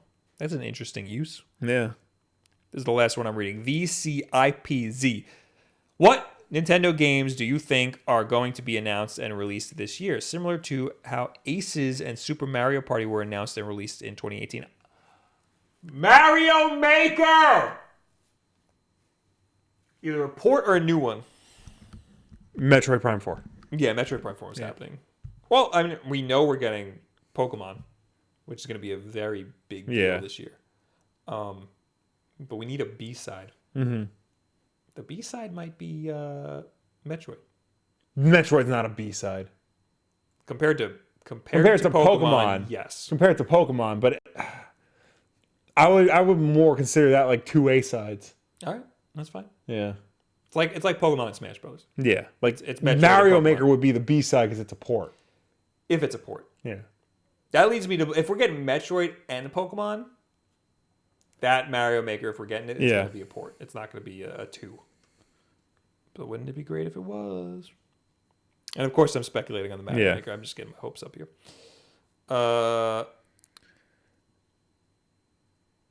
Grimhane, with how often Will is right and his encyclopedic knowledge and his encyclopedic-like knowledge of gaming history, why doesn't he do some gaming videos? Will can do whatever he wants. I can do whatever, yeah. Some guy just... You could throw a rock and hit a video game YouTuber. I'm trying to fill a niche of being a comic book YouTuber, the #1 comic book YouTuber, the man of comic book YouTubers, the Becky Lynch of comic book YouTubers, if you will. Listen. So I'm going to start dyeing my hair orange and just invading everybody else's videos. That's 100% plausible because who else is the #1 top of the comic book YouTuber list? Who comes to mind, guys? I'll take everybody on. Also, Beagle and Platypus says, Will, what do you predict for the new Mario movie? I just hope it's not like the Minions movies. And I feel like it's going to be because it's the same people. Well, it's all going to be toads? Yeah. A million toads. A million toads. Different. And rabbids. Even though that's Ubisoft, they're going to work their rabbids into it. Thank you guys for hanging out. My battery's at 5%. All right. Thank you for tuning in. Thank you for watching us. Thank you for chatting with us. As always, Wolfden Live is every single Wednesday night at 8 p.m. Eastern right here on youtube.com/Wolfden. Haven't messed that up once. If you... But now I forgot the rest of the spiel. If you missed If you that, can't make the show for any reason at all, we always put this up as an archive version on Thursday for you to watch on demand whenever you want. If you prefer to listen to us rather than watch us, you can do so as well. We are also an audio podcast on Apple Podcasts, SoundCloud, Google Play, and Stitcher. And if you listen to us on any of those platforms, please be sure to subscribe, rate, and review us because that helps us with placement on those respective stores. I will be on twitch.tv/WolfDen tomorrow. Probably playing Smash Brothers. I've been switching up between Pokemon Let's Go and Smash Brothers. I am out. I had a bad time playing Smash Brothers last time I played it because I was doing very bad. But the time before that I was doing great. Yeah. So I need to practice Smash Brothers before I play it again. Well, then we'll decide what we're playing next time. But go to twitch.tv/WolfDen. Drop a little follow over there so you know when I'm live over there. And we'll play something on Sunday. Sunday's probably going to be New Super Mario U over on YouTube right here. So we'll play New Super Mario U. I might also drop an extra video this weekend. So thanks for subscribing so you get all the notifications for all this stuff. And thank you, Mr. Kazad, for the late £2 super chat. Good night, my dudes. Good night. Good you night. and only you. Yeah.